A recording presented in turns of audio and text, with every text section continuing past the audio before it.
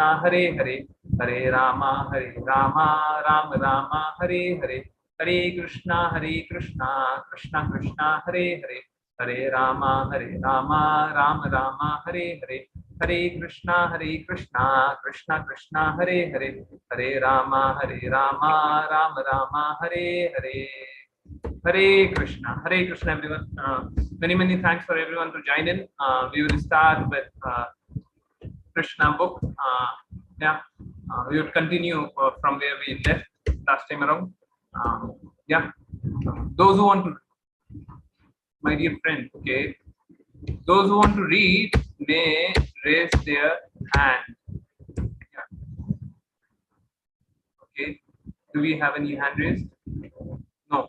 Okay, let me start then. So, yes, this is Krishna book, and chapter 80 we are continuing with it. So yes, Hare Krishna. Let me press F11. Okay, my dear friend, I am Paramatma, the super soul present in everyone's heart, and it is my direct order that human society follows the principle of Varna and Ashrama. As I have stated in Bhagavad Gita, human society should be divided into 4 Varnas according to the quality and action. Guna, Karma. Again, this is based upon Guna and Karma, not based upon birth. Similarly, everyone should divide his life into 4 parts. One should utilize the first part of the life in becoming a bona fide student, receiving adequate knowledge and keeping oneself in the vow of brahmacharya, so that one may completely devote his life for the service of the spiritual master without indulging into sense gratification. A brahmachari is meant to lead a life of austerity and penance. So first quarter of life is brahmachari. The householder is meant to live a regulated life of sense gratification. This is second quarter. The householder is meant to live a regulated life of sense gratification, but no one should remain a householder for the third stage of the life. In the third stage, he has to return to the austerity and penance formerly practiced in brahmachari life, and thus relieve himself of the attachment of the household life. After being relieved of this attachment to the materialistic way of life, one may accept the order of sannyas. As a super soul of the living entities, I sit in everyone's heart and observe everyone's activities in every stage and order of life.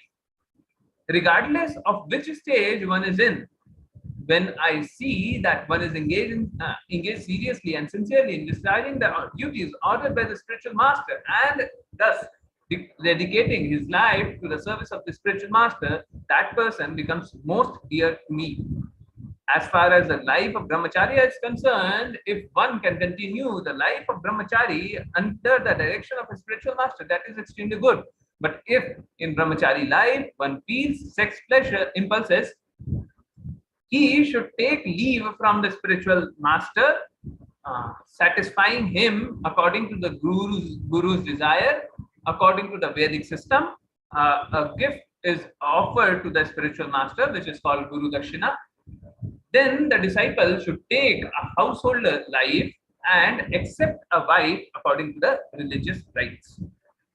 These instructions given by Lord Krishna while talking with his friend, the learned Brahmana, are very good for the guidance of human society. A system of human civilization that does not promote Varna and Ashrama is nothing but a polished animal society. Look, indulgence in sex life by a man or woman living single is never acceptable in human society. A man should strictly follow the principle of brahmachari life, or with the permission of the spiritual master should get married life. Single life with illicit sex is animal life, for the animals have no such institution as marriage. Modern society does not aim at fulfilling the mission of human life. Okay, YouTube link is not shared. Okay, just a minute.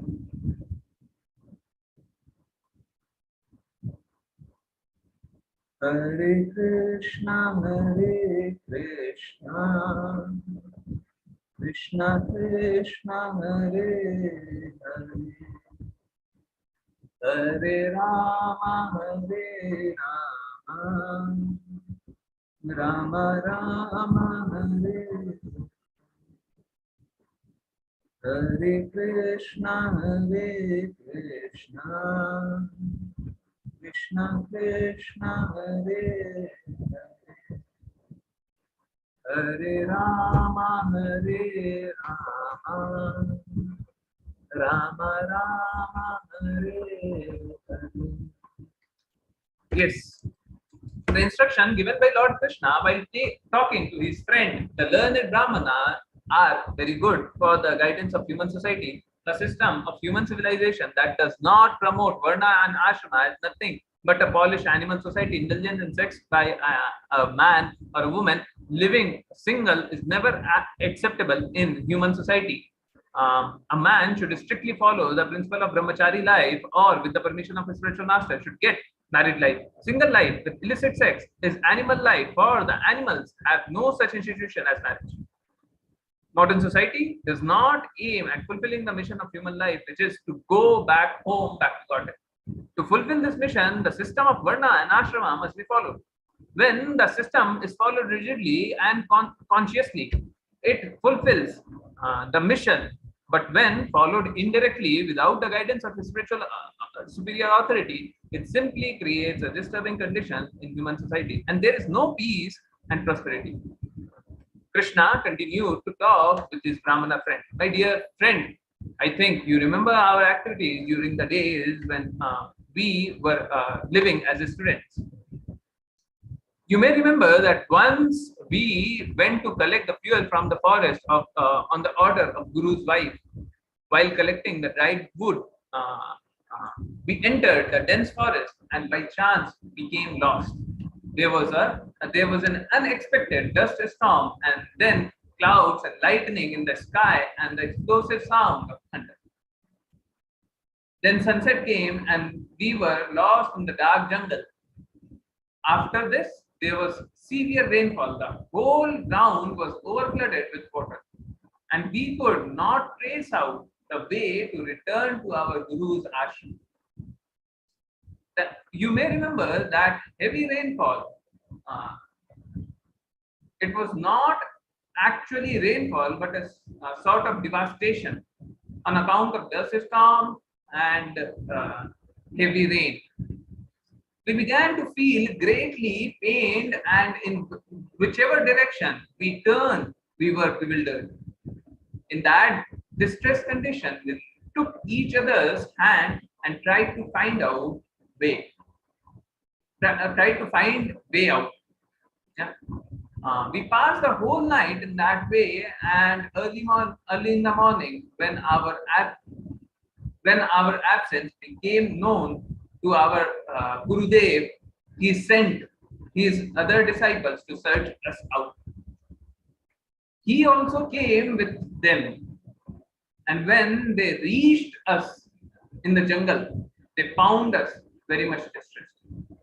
With great compassion, our Gurudev said, "My dear boys, it was very wonderful. It was very wonderful that you have suffered so much trouble for me. Everyone likes to take care of his body as the first consideration, but you are so good and faithful to your Guru that without caring for bodily comforts, you have taken so much trouble for me. I am glad to see that a bona fide student like you will undergo any kind of trouble for the satisfaction of the spiritual master." That is the way for a bona fide disciple to become free from his debt to the spiritual master. It is the duty of the disciple to dedicate his life to the service of his spiritual master. My dear best of twice born. Twice born is Dvija.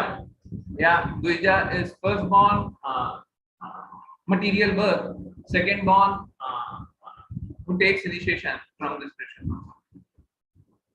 I'm greatly pleased by your acts and I bless you. May all your desire and ambitions be fulfilled. May the understanding of the Vedas which you have learned from me always continue to remain within your memory so that at every moment you can remember the teachings of Vedas and quote their instruction without difficulty.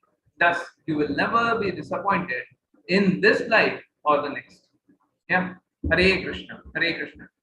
Anyone who likes to read, Anshika, yeah, continue. Krishna, Hare continue. Krishna. Krishna continued, my dear friend, you may remember that many such incidents occurred while we were in the ashrama of our spiritual master. Both of us can realize that without the blessings of the spiritual master, no one can be happy. By the mercy of the spiritual master and by his blessings, one can achieve peace and prosperity and be able to fulfill the mission of human life. On hearing this, the learned Brahmana replied, my dear Krishna, you are the supreme Lord and the supreme spiritual master of everyone.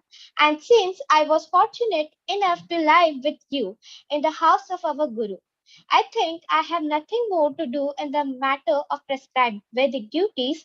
My dear Lord, the Vedic hymns, ritualistic ceremonies, religious activities, uh, religious activities, and all other necessities for the perfection of human life, including economic development, such gratification and liberation, are all derived from the one source. Your supreme personality, uh, all the different processes of life are ultimately meant for understanding your personality. In other words, they are the different parts of your transcendental form, and yet you played the role of a student and lived with us in the house of the Guru. This means that you adopt all these pastimes for your pleasure only. Otherwise, there was no need for your playing the role of a human being. Thus ends the Bhaktivedanta purport of the 80th chapter of Krishna, the meeting of Lord Krishna with Sudama Brahmana. Hare Krishna, Hare Krishna, Krishna Krishna, Hare Hare, Hare Rama, Rama Rama, Hare Hare, Hare Krishna, Krishna Krishna, Hare Hare, Hare Rama, Rama Rama, Hare Hare, Hare Krishna, Krishna Krishna, Hare Hare, Hare Rama, Rama Rama, Hare Hare, Hare Krishna. Hare Krishna. Hare Krishna. So, Krishna and Sudama were talking, and first, Krishna talked about this one, Varna and Ashrama, right? Now we see that in today's world, we do not find uh, uh, Varna based upon guna and karma, right? Guna karma vibhagusha. We are not finding that. Now, when we are not finding it, it is a animalistic way of life.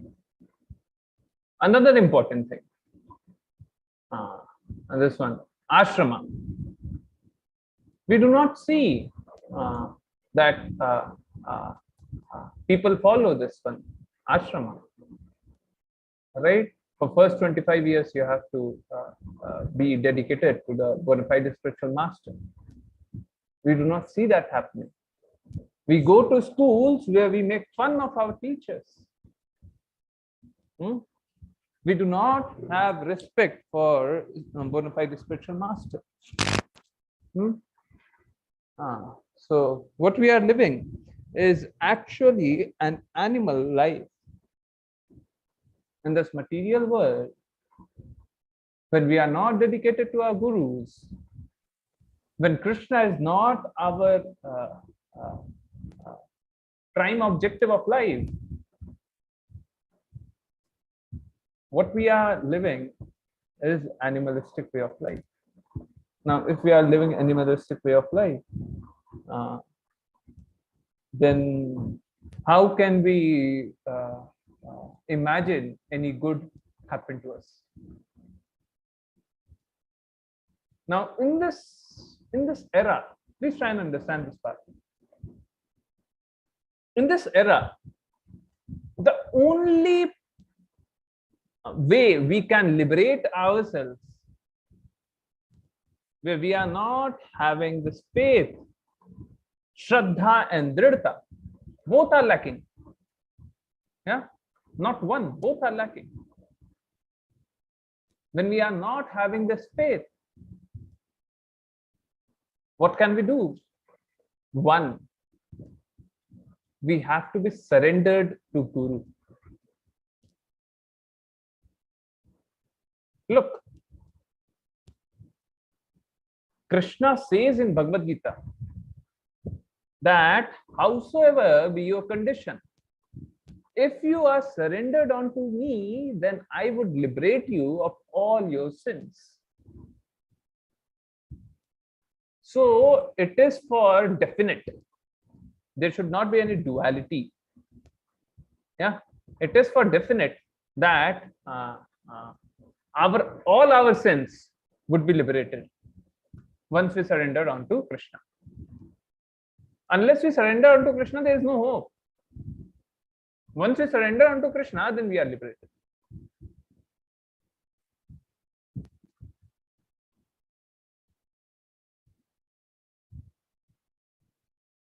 And how can we surrender to Krishna? We can surrender to Krishna only through Guru, bona fide spiritual master.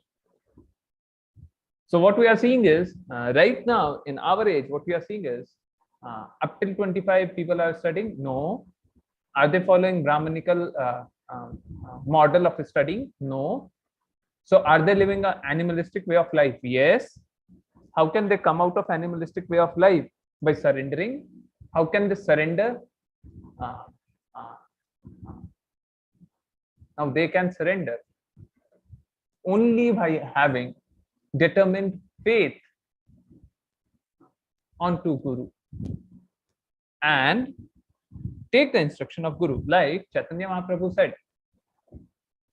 Now what we are following is Gaudiya Brahma Gaudiya Sampradaya. Now Chaitanya Mahaprabhu gave the instruction that we have to pass on the name of Krishna, that we have to chant Hare Krishna Mahamantra. Yeah. So what we do, we chant Hare Krishna Mahamantra. We do not know a lot of things. We may not know anything, in fact. It is completely fine. We do not understand this, we do not understand that, we do not understand anything. That is okay. But if we do not understand our Guru or our Guru's instruction, then it is not okay. Krishna had no role to be surrendered onto Guru, because Krishna is Supreme Master. Krishna is Supreme Personality. He is not bound by any rules or regulations. Krishna is not restricted by any rules.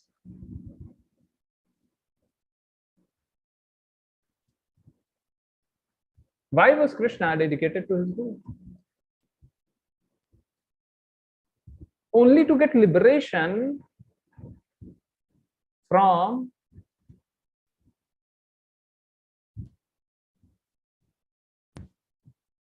the fact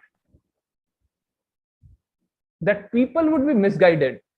All around the globe, people would be misguided. If I do not follow my Guru, people would say, Krishna did not follow his Guru. And Krishna says in Bhagavad Gita, whatever a leader does, a common man follows. Krishna did not want to entangle us, right? We see that in this animalistic way of life, we do not do anusaran, we do anukaran. We copy, we do not follow the instruction. We have to follow the instruction. That is the order. But many people copy, right? So Krishna, as a merciful father, he wanted that we do not get entangled into this vicious cycle and come out of it. So that's the reason why he chose to serve his guru. Yeah, that is all for chapter 80th, and we are starting 81st. So let me start chapter 81. The Brahmana Sudama, blessed by Lord Krishna. Lord Krishna, the Supreme Personality of Godhead, the super soul of all living entities, knows everyone's heart very well. He is especially inclined to the Brahmana devotees. Lord Krishna is also known as Brahmana Deva, which means that he is worshipped by the Brahmanas. Therefore, it is understood that a devotee who fails to who is fully surrendered on to Supreme Personality of Godhead has already acquired the position of a Brahmana. Without being a Brahmana, one cannot approach the Supreme Brahman. Lord Krishna, Krishna is especially concerned with vanquishing the distress of his devotees, and he is the only shelter of a pure devotee, of pure devotees. Lord Krishna engaged for a long time in talking with Sudama Vipra about his past association. Then, just to enjoy the company of his old friend, Lord Krishna began to smile and ask, "My dear friend, what have you brought for me? Has your wife given you some nice eatables for me?" While addressing his friend, his friend, Lord Krishna looked upon him and smiled with great love. He continued, "My dear friend, you must have brought some presentation for me from your home." Lord Krishna knew that Sudama was hesitating to present him with paltry chip rice, which was actually unfit for his eating. Understanding the mind of Sudama Vipra, the Lord said, "My dear friend, I am certainly not in need of anything. But if my devotees give me something as an offering of love, even though it may be very insignificant, I accept it with great pleasure." On the other hand, if a person is not a devotee, even though he may offer me very valuable eatables, valuable things, I do not like to accept them. I actually accept only things offered to me in devotion and love. Otherwise, however valuable a thing may be, I do not accept it. If my pure devotees offers me even the most insignificant thing, a little flower, a little piece of leaf, a little water, but saturates the offering in devotional love, very important. These five or six words are very important. But saturates, fills up, get engrossed, yeah, but saturates the offering in great devotional love. So Krishna would accept only those things which are offered in devotional love, nothing else. If there's no devotional love, Krishna would not accept. Simple. You love Krishna, Krishna would accept. And that's the most significant part. Krishna does not want your offering. Krishna wants your love. Krishna is giving an opportunity that you offer this with love. Krishna wants your love. You read entire Bhagavad Gita. Krishna does not ask for anything.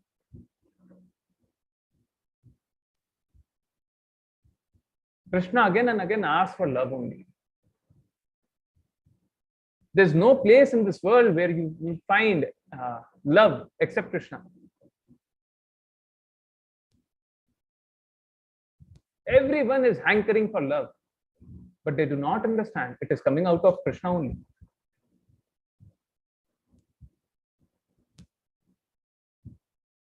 So Krishna is saying again and again, that all Krishna requires is love. Yeah. So this is very important.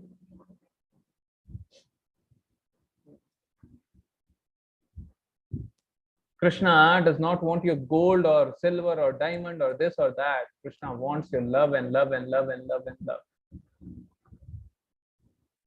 Krishna is telling you, with all these opulence, you cannot love me. You offer food to me with love, and I would accept.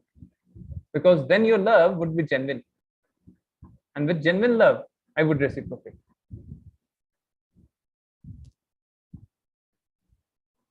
This is very important, very significant.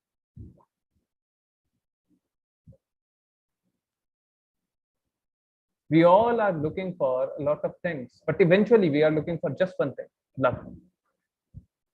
And Krishna is giving us that only.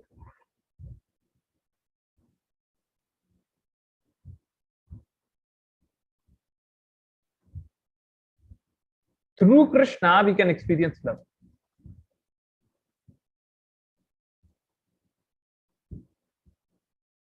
Some people love something or the other, but do not keep Krishna into center. This is just like cheating with Krishna. You want to cheat with Krishna? Cheat it this way. If you think you want to cheat with Krishna, you can cheat with Krishna this way. You can think that you would cheat with Krishna, but you can never cheat with Krishna. Eventually, you would be cheated.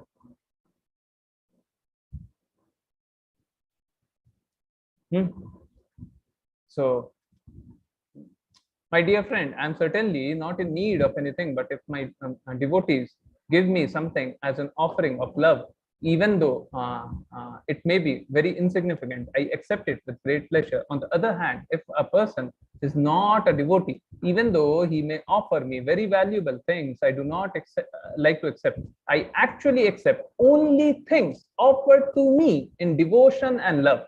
Otherwise, however valuable things may be, I do not accept it. If my pure devotees offers me even the most insignificant thing, a little flower, a little piece of leaf, a little water, but saturates the offering in devotional love, then not only do I gladly accept such an offering, but I eat it with great pleasure. Krishna is promising. Look at this. Krishna is promising. If you love, if you offer your love and devotion, then I would eat it. Now just think of Krishna as a son. Yeah. Krishna is Supreme Father. Yeah. But for now, just think of Krishna as son. Now, if a son eats, if a mother prepares, a father prepares some food and son eats, how would a father and mother feel? Indifferent of whatever is happening in the world. A lot of wrong things may be happening in the world, a lot of right things may be happening in the world. A father is not concerned. A father is concerned only with the fact that his son is really happy. His son has eaten. A father takes great pleasure in the son.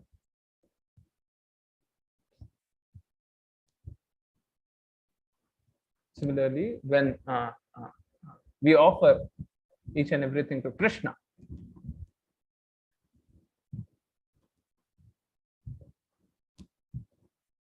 then Krishna takes it with love and devotion. And when he takes it with love and devotion, we get extreme pleasure. Lord Krishna assured Sudama Vipra that he would be very glad to accept the chipped rice and that he had brought from his home. Yet out of the great shyness, Sudama Vipra hesitated to present it to the Lord. He was thinking, how can I offer such an insignificant thing to Lord Krishna? And he simply bowed his head. Lord Krishna, the super soul, knows everyone, knows everything in everyone's heart. He knows everyone's determination and everyone's want. He knew, therefore, the reason for Sudama Vipra coming to him. He knew that that driven by extreme poverty, he had come there at the request of his wife, thinking of Sudama as his very dear class friend. He knew that Sudama's love for him as a friend was never tainted by any desire for material benefit. Krishna thought, Sudama has not come of asking from me, has not come asking anything from me, being obliged by the request of the wife. He has come to see me just to please her. Lord Krishna therefore decided that he would give more material opulence to Dharma Vipra than could be imagined even by kings of heaven. He then snatched a bundle of chip rice, which was hanging on the shoulder of poor Brahmana, packed in one corner of his wrapper, and said, "What is this? My dear friend, you have brought me nice palatable chip rice." He encouraged Sudama Vipra, saying, "I consider that this quality of chip rice will satisfy not only me, but the whole creation." It is understood from his statement that Krishna, being the original source of everything, is the root of all entire creation. Now here just one line, and Krishna reveals himself that Krishna, some people say, uh, uh, how do we know Krishna is Supreme Personality of Godhead? Your guru is saying, he is saying, that is saying. Krishna does not say. Krishna is saying in this line itself. Krishna says many times in Bhagavad Gita, but here in just one line, Krishna says. Let me read that line again. I consider that this quality of chip rice will satisfy not only me, but the whole creation. Now, who is eating the chip rice? And how come Krishna is eating that? How come when Krishna is eating, the whole creation would be satisfied? Only because Krishna is the Supreme Personality of Godhead, only because when Krishna eats, the whole world gets satisfied. Yeah.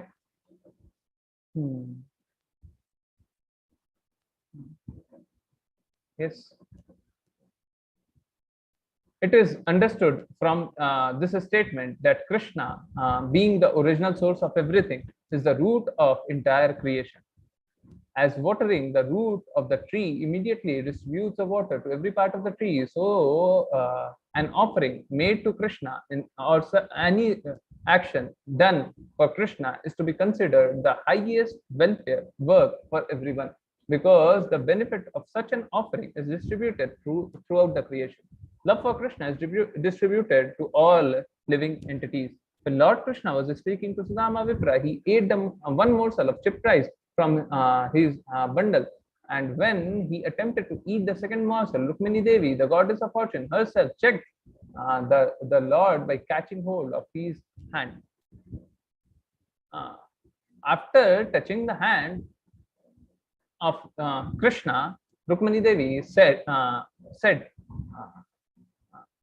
"Yeah, my dear Lord, this one morsel of chipped rice is sufficient to cause him who offered it to become very opulent in this life and continues his opulence in the next life. My Lord, you are so kind to your devotee that even this one morsel of chipped rice pleases you very greatly, and your pleasure assures the devotee opulence in both his life and next, both this life and next." This indicates that when food is offered to Krishna, Lord Krishna, with love and devotion, and he is pleased and accepts it from a devotee, Rukmani Devi, the goddess of fortune, becomes so greatly obliged to the devotee that she has to go personally to the devotee's home and turn it the most opulent home in the world. If one feeds Narayana sumptuously, the goddess of fortune, Lakshmi, automatically becomes a guest in one's house, which means one's home becomes opulent.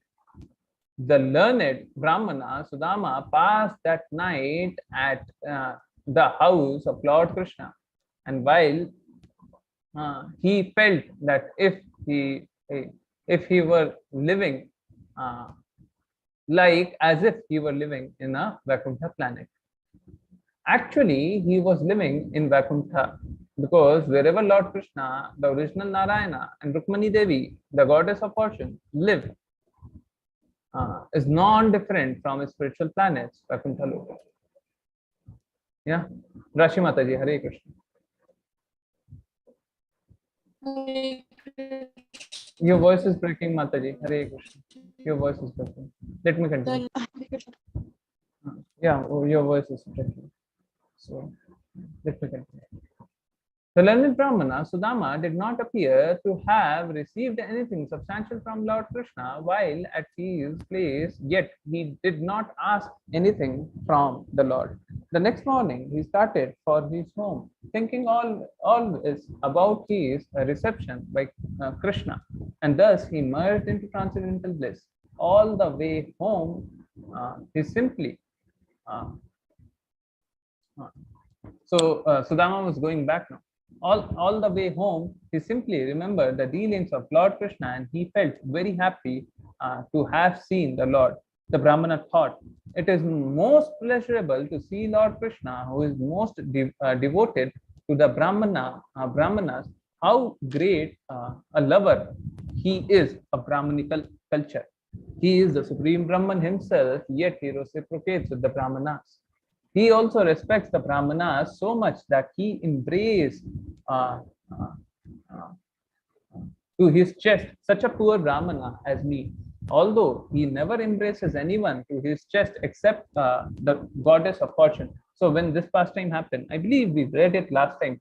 When this pastime happened, even the maid servants of Dwarka Palace were shocked. How can Krishna embrace? Krishna embraces no one but Lakshmi Devi. And here Krishna is embracing someone. Some poor Brahmana. Who is this poor Brahmana? Who has come to Krishna? Everyone was amazed. No one was able to understand. Krishna is embracing a poor Brahmana. This Brahmana must be some elevated personality. Everyone in the courtyard felt that way. Yeah.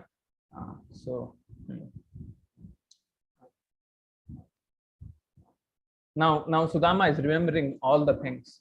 He's going back to home and he's remembering. Yeah. He also respects the Brahmana so much that he embraced Hare Krishna. Yeah. Okay. He also respects the Brahmana so much that he embraced to his chest such a poor Brahmana as me, although he never embraces anyone to his chest except the goddess of fortune. How can there be any comparison between me, a poor Brahmana, poor sinful Brahmana, and the supreme Lord Krishna, who is the only center of the goddess of fortune? And yet, considering me as a Brahmana with heartfelt pleasure, embrace me in his two transcendental arms. In fact, we all have this feeling when we meet someone very, very special and that person goes. We remember the past times and we feel very touched. Yeah, this is materialistic way of life. This is imperfect life, and that is perfect life. What Sudama is exhibiting is a perfect life. Yeah. So even in this materialistic life, we experience something similar. So Sudama is feeling that. Yeah. So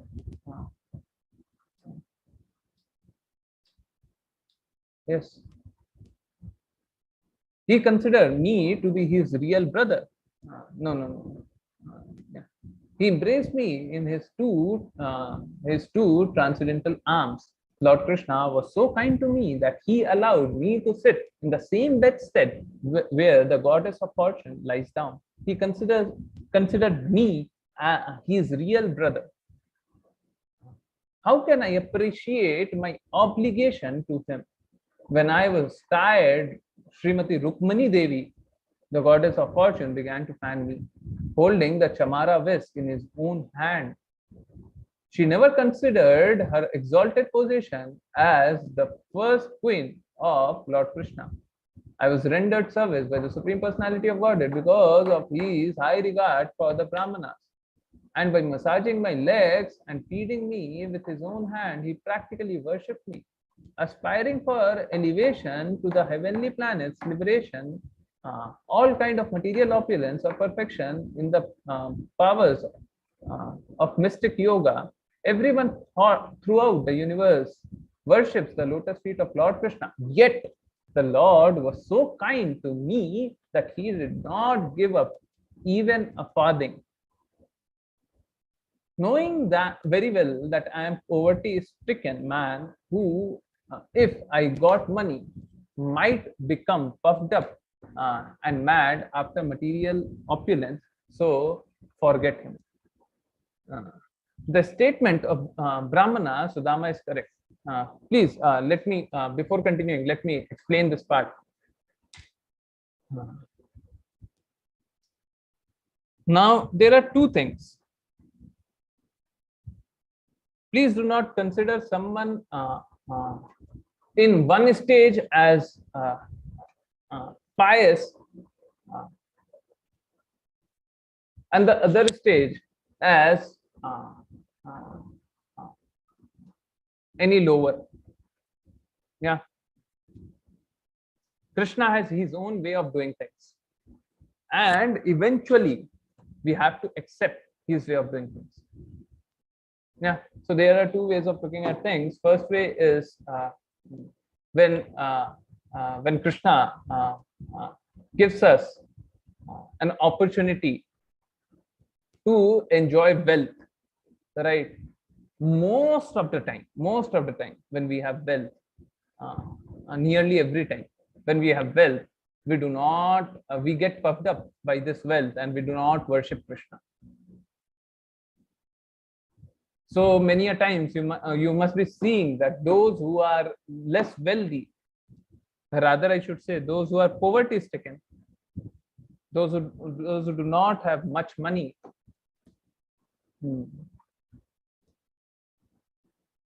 they are very calm, peaceful, and they pray to Krishna very easily.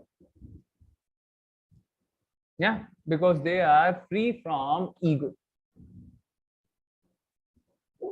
They are free from this prestige of having some wealth. Yeah, because their only wealth is Krishna. They are left with no wealth. All wealth is taken away by Krishna. Now, a case in point, His Divine Grace Srila Prabhupada. He explained in one of his lectures that I was doing really very well in my business. And then Krishna had a special mercy on me. And then what he said thereafter, everyone was laughing. Krishna had a special mercy on me.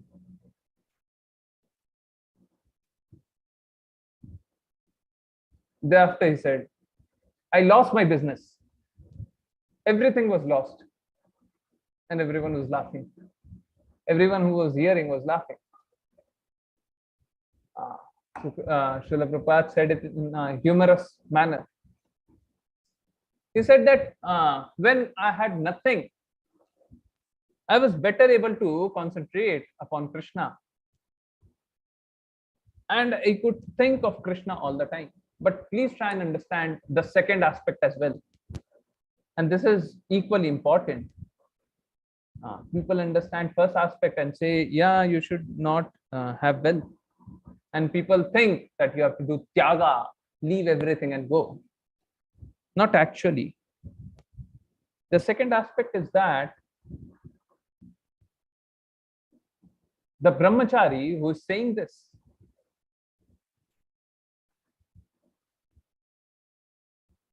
His Divine Grace Srila Prabhupada who is saying this, such an elevated personality. Yeah, Srila Prabhupada was living another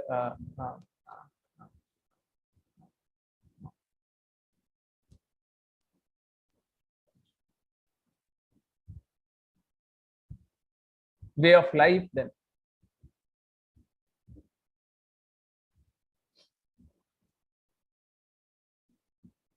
He was such an elevated personality. He was making fun of himself. Yeah, everyone was laughing. He was laughing at himself. But the same Srila Prabhupada had so much wealth. He had, in fact, two kinds of wealth. First, he had so much devotees, and so much devoted devotees that they would be happy to give away their wealth, their time, their life. They would sacrifice each and everything for His Divine Grace Srila Prabhupada. So this is one side. Another side, everyone was donating for the mission of His Divine Grace Srila Prabhupada. Look at that time. That was not internet yuga. That was not the time when purity was passed on through internet or social media, or maybe even recordings. Recordings were hard to find. Those time we had very less DVD player or whatever, CD player, whatever we used to be. VCD, I believe, whatever. Video cassette. Yeah. That time it was very less. Very expensive. Anyone playing VCD was very opulent thing. It was very expensive. In those times, when preaching was very difficult, when word of mouth was actually word of mouth, where one person would speak to the other person and he would hear and then he would act. Now the word of mouth is multi-mouth. If I have something to say, I would write on Facebook, I would write on YouTube, I would write on this, I would write on that, and the world would know. Within a fraction of a minute, my information would reach to America, to reach to England, to reach to rest of the world. That age was not like that. And in that age, His Divine Grace Srila Prabhupada had so many followers. His Divine Grace Srila Prabhupada preached so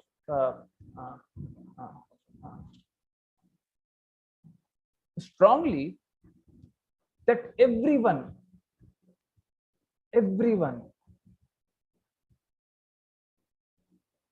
got to know about Krishna, and everyone was donating. How else these temples were built? Now His Divine Grace Srila Prabhupada can make fun of him. He can say that my business was going really very good, and suddenly everything crashed, and this was the most merciful thing that Krishna did. And definitely it is true. But at the same time, His Divine Grace Srila Prabhupada is very elevated personality. And we should not compare ourselves with him. So the the point to remember is that if you have wealth and if you could employ it for the service of Krishna, then Krishna would give it. If you do not have wealth, then Krishna is not having that faith in you, that trust in you, or I should say it this way, that you are not doing enough for your faith to be established by Krishna, that you should be trusted by Krishna. You are not doing enough. Once Krishna would trust you, we know Rakhe Krishna Mare Kaun. When Krishna would take care of you, who would go against you? No one would.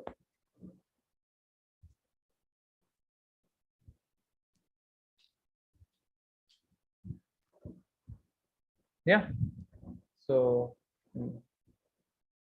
once we are surrendered onto Krishna. We are perfect. Yes. And Krishna would give us opulence as well.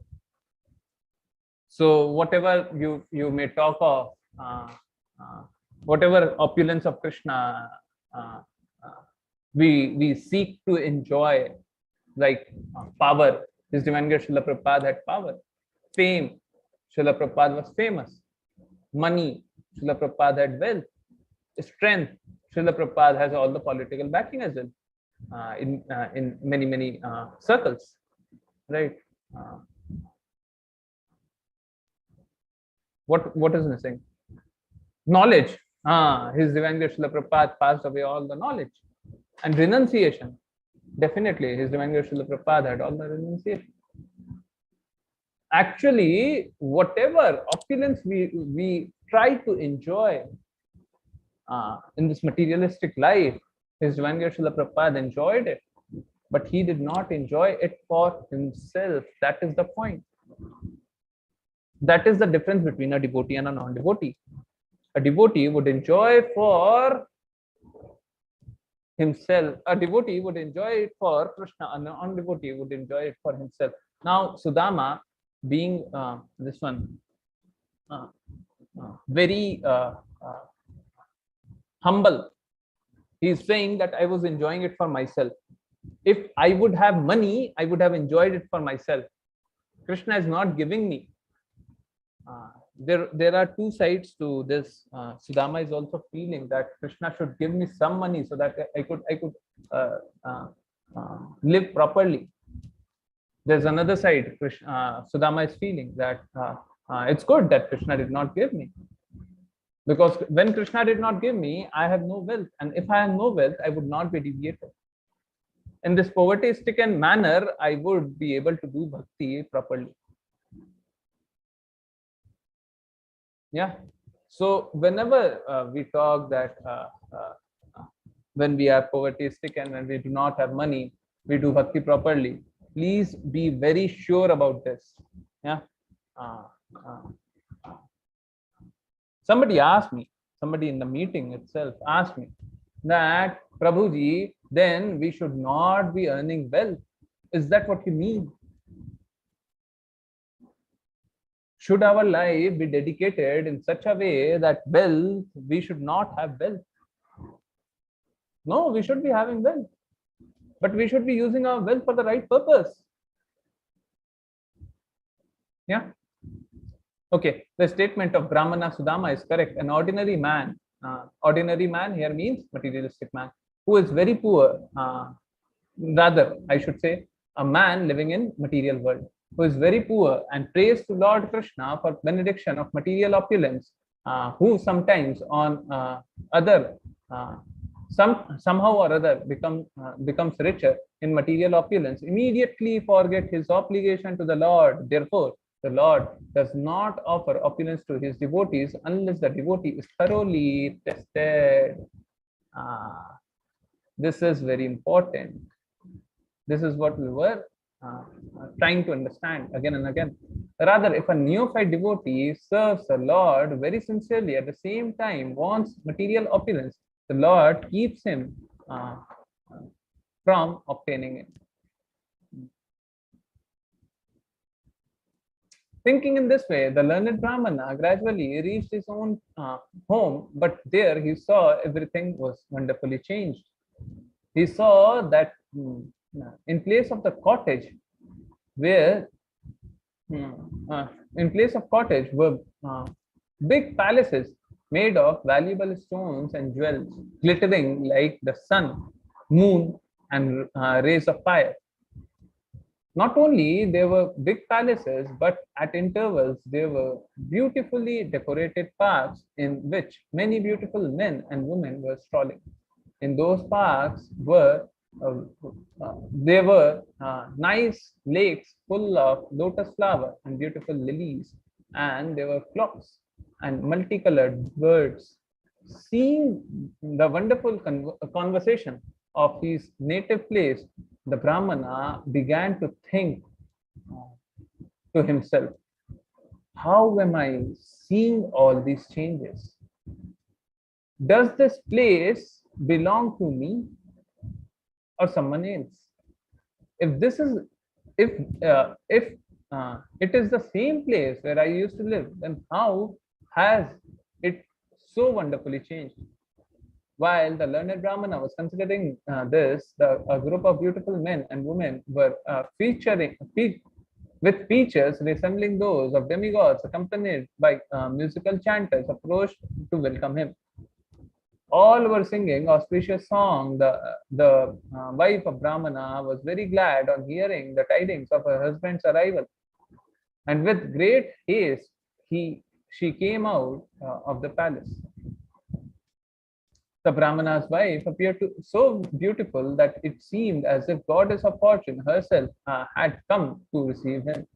As soon as she saw her husband present before her, tears of joy fell from her eyes, and her voice became so choked up that she could not address her husband. She simply closed her eyes in ecstasy, but with great love and affection, she bowed down before her husband, and within herself, she thought of embracing him. She was fully decorated with gold necklace and ornaments, and while standing among the maidservants, she appeared like a demigod's wife, just alighting from an airplane. The Brahmana was surprised to see his wife so beautiful and in great affection, and without saying a word, he entered the palace with her. Yeah, so Sudama is entering the palace. When the Brahmana entered the personal apartment in his palace, he saw that it was not an apartment but a residence of the king of heaven.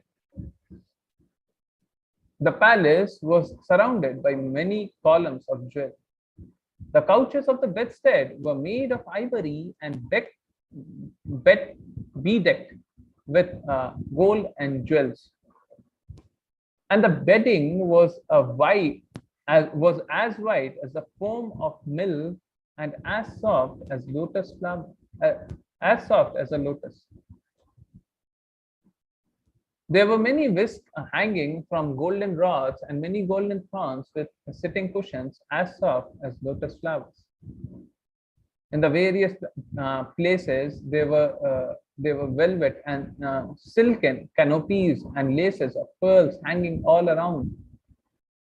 The structure of building stood on excellent transparent marble with engraving made of emerald stones. All the women in the palace carried lamps made of valuable jewels. The flames of the jewels combined to produce a wonderfully bright, brilliant light. While the Brahmana saw his position suddenly change to one of opulence, and when he could not determine the cause of such a sudden change, he began to consider very gravely how it had happened. So Sudama is thinking how the change has come place. Yeah. We would continue from here next week. Let's do Vaishnava Pranam Mantra, and if anyone has any question, we would take it. Yes. Hare Krishna. Hare Krishna. Yes. Rashi Mataji, would you do Vaishnava Pranam Mantra? Hare Krishna Prabhuji. Yes, Mataji. Voice is clear. Vanchakalpatarubhyascha Vanchakalpatarubhyascha Kripa sindhubha eva cha Kripa sindhubhya eva cha Patitanam pavanebhyo Patitanam pavanebhyo Vaishnavebhyo namo namaha. Vaishnavebhyo namo namaha. Anant Koti Vaishnavind ki Jai. His Divine Grace Srila Prabhupada ki Jai.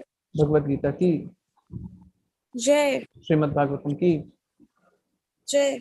सभी भक्तों की Jai. Hare Krishna, Krishna Krishna, Hare Hare, Hare Rama, Rama Rama, Hare Hare, Hare Krishna, Krishna Krishna, Hare Hare, Hare Rama, Rama Rama, Hare Hare, Hare Krishna, Krishna Krishna, Hare Hare, Hare Rama, Rama Rama, Hare Hare. Hare Krishna, Hare Krishna, Hare Krishna. Anyone has any question? Any question to ask? If anyone has any question, we will take it or we will then discuss it. No questions? Okay. If you have, you can ask. Rajiv, do you have any question? You are unmuted. No? Okay. No. Okay. Thank you everyone for joining. Please keep on chanting Krishna's name and please keep on joining and please keep on doing devotional service. Okay, it's okay. Hare Krishna, Hare Krishna, Hare Krishna, Hare Krishna.